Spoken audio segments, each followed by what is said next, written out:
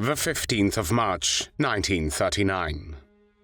6 months after the annexation of the Sudetenland, Nazi Germany invades and occupies the Czech provinces of Bohemia and Moravia in flagrant violation of the Munich Agreement.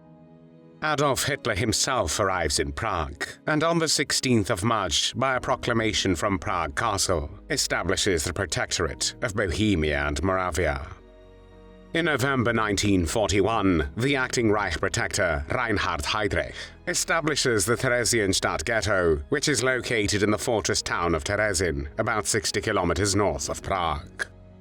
Though the Jews whom the Germans deport to the ghetto think that it is a place from which they will return home after the war is over, Theresienstadt serves mainly as a transit camp for them en route to extermination camps. Of the approximately 140,000 Jews who will be transferred to Theresienstadt between November 1941 and May 1945, nearly 90,000 are deported to points further east and to almost certain death.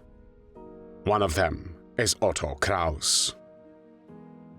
Otto Kraus was born on the 1st of September 1921 in Prague, then capital of Czechoslovakia.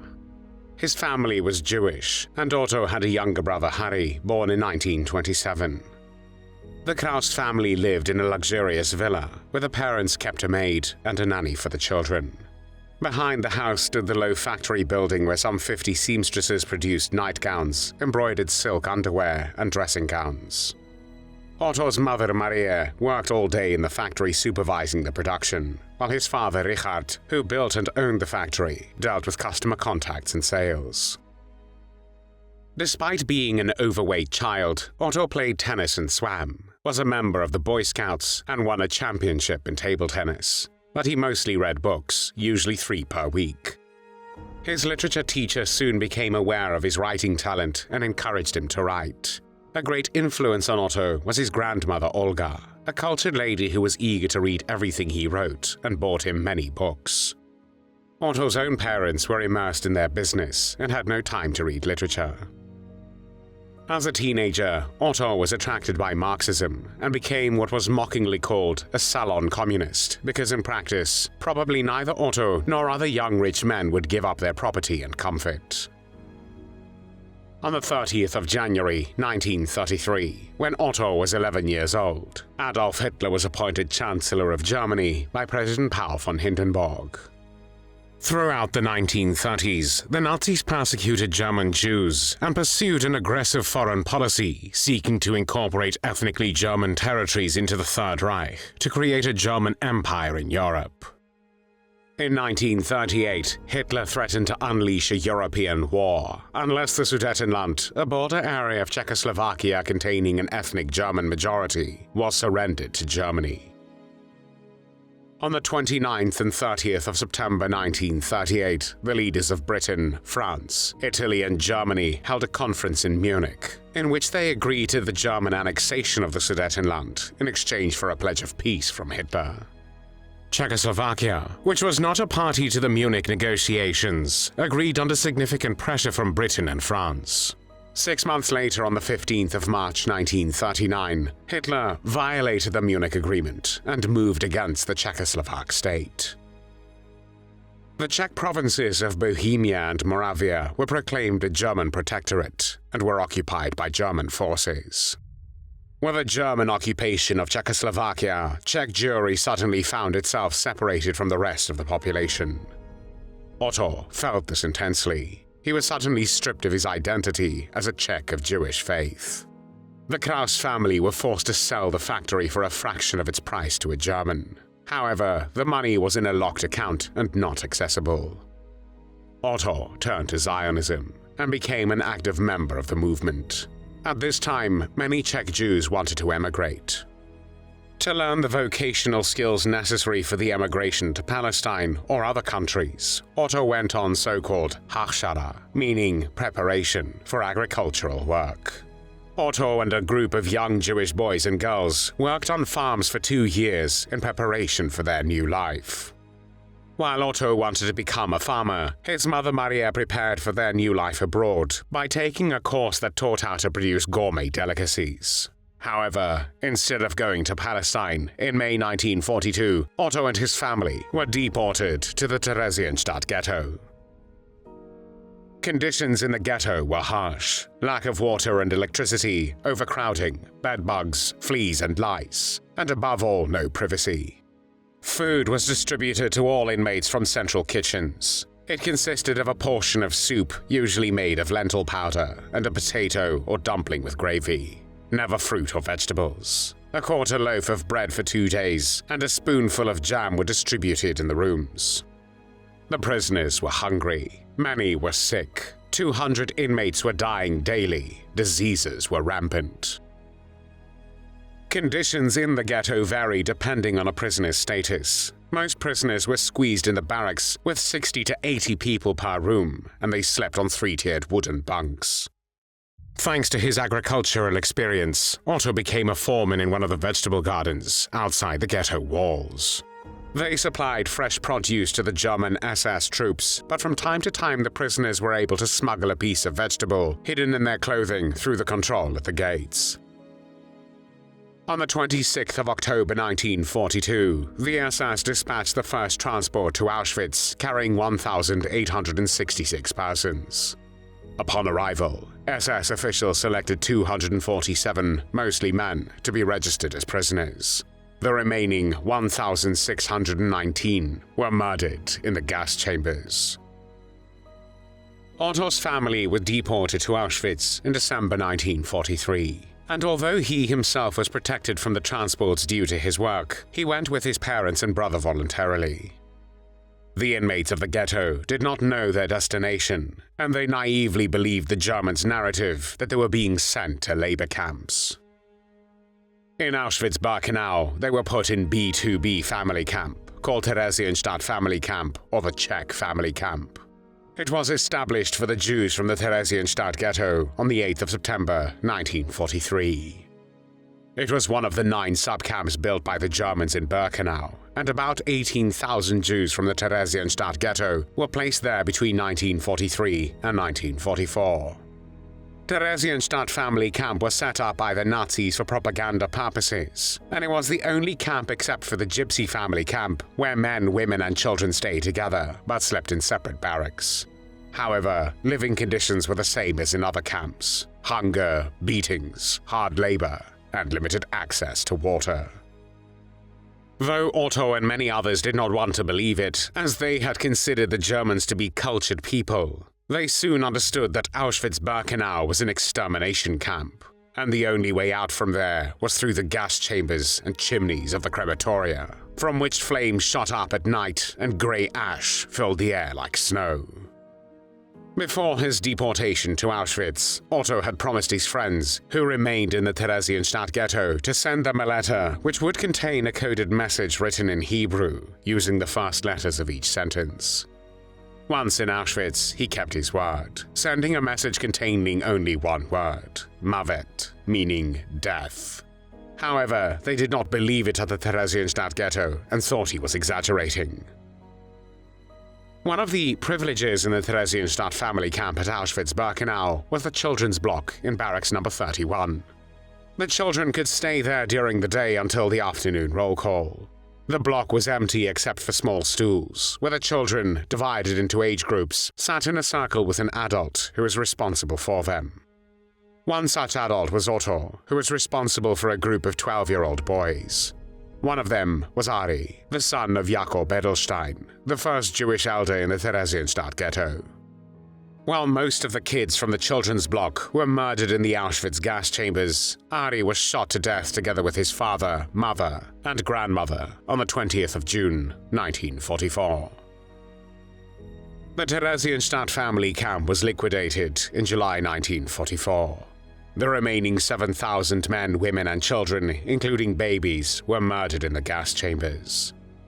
However, approximately 3,000 people were spared because in May 1944, the order had come to select men and women from among the prisoners who would still be able to work in the German armaments industry. About 2,000 women and 1,000 men, who had passed the selection performed by Dr. Josef Mengele, were sent to other camps in Nazi Germany. One of those men was Otto. He and approximately 500 men were sent to the Schwarzheide concentration camp, which was located 50 kilometers north of the German city of Dresden. In this sub-camp of Sachsenhausen, the inmates suffered from cold and hunger, and had to perform forced labor in the Brabag factory, which produced fuel from lignite coal. They carried sacks of cement weighing 50 kilograms, with which the Nazis wanted to build a shelter over the entire factory. Some men died from bombing, some from exhaustion. However, there were also some bright moments. Otto later recalled a funny story how one of their guards took a few prisoners to work for him privately in his garden to plant lettuce seedlings. One of the prisoners, named Avi, walked behind Otto, pulled out every second seedling and ate it. They suffered terrible hunger.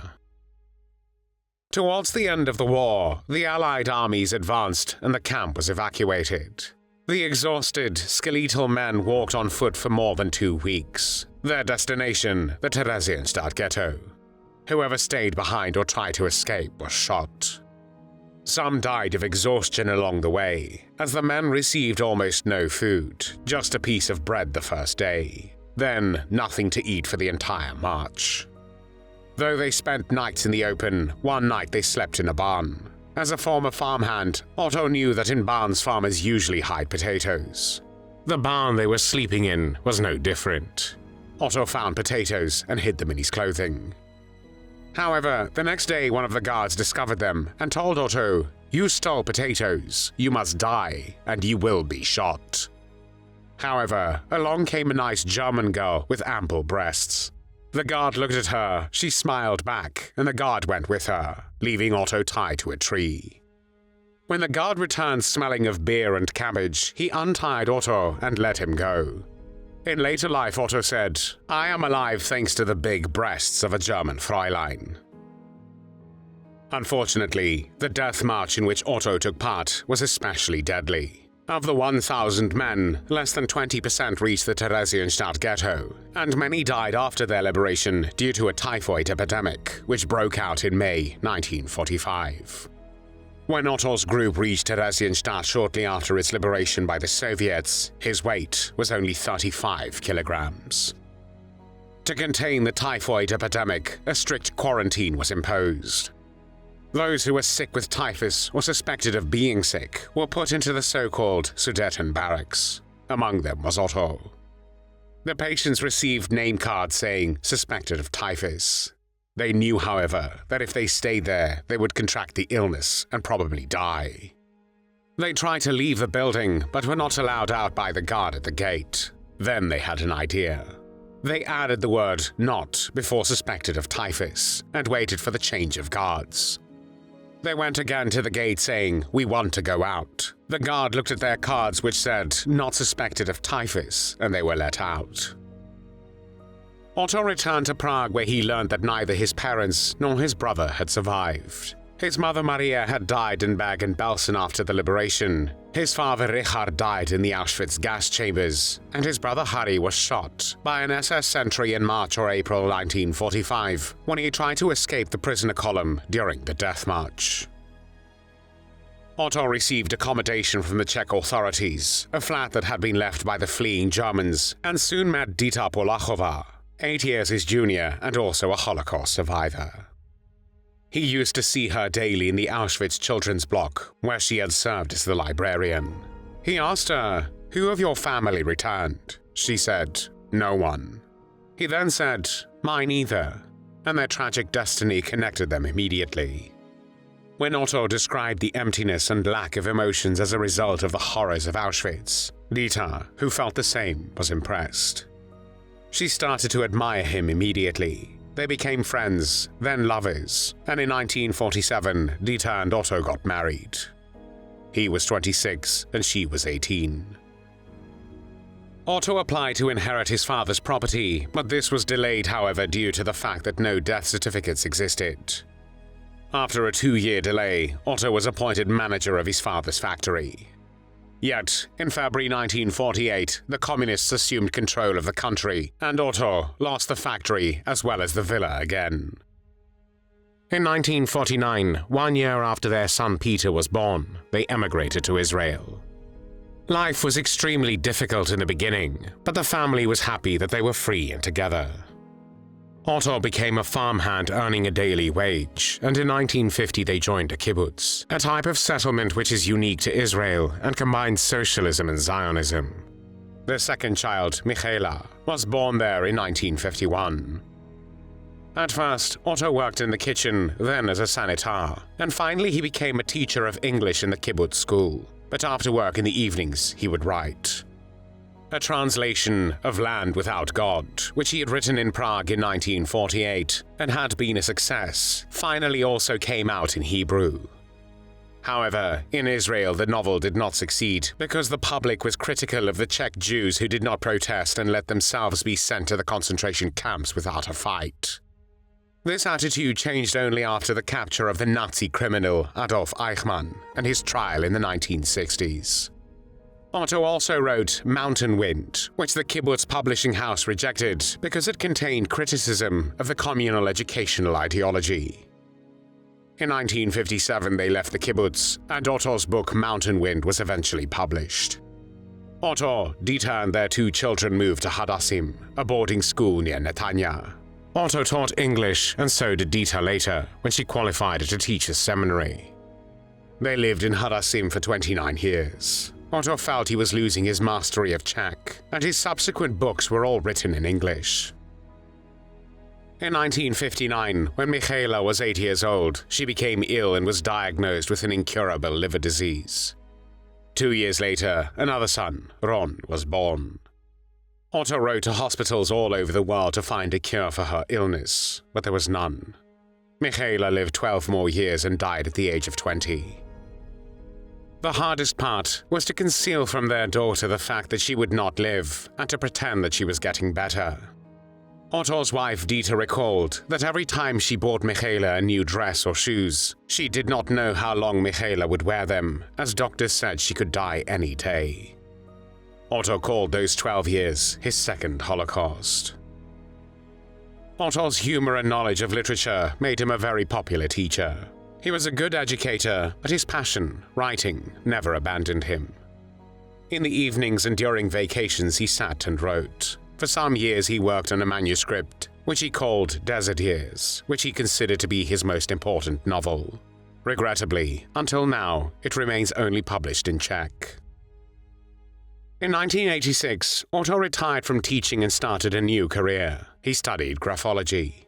He was interested in discovering people's personality through their handwriting, and soon became one of the most respected graphologists in Israel. When Otto and Dita retired, they moved to Netanya, a town on the shores of the Mediterranean. A few years later, Otto became ill. At first it was his heart, and then he was diagnosed with cancer of the stomach. And although a very radical surgery saved his life, he remained a very sick person for the last years of his life. However, even during this period of his life, Otto kept his sense of humor, saying, "If you wake up in the morning and nothing hurts, you should know that you are dead." During his life, Otto wrote several books. However, when he sent them to the publishing houses in the USA, he did not succeed. He was often discouraged, saying, "I am probably not a good writer." Unfortunately, Otto did not live long enough to see his books finally published in many languages. Shortly after his return from the concentration camps, Otto wrote the aforementioned novel Land Without God, one of the first books which dealt with Auschwitz and its horrors. The novel was very successful. Today, in the face of Holocaust denialism and rising nationalist sentiments across Europe, we must be aware of what Otto understood 70 years ago. How important it is to share and preserve the lessons from this dark chapter of history. Because those who do not remember the past are condemned to repeat it. Otto Kraus died at home on the 5th of October 2000, aged 79, surrounded by his family, including his beloved wife, Dita. There were many tears shed for Otto Kraus.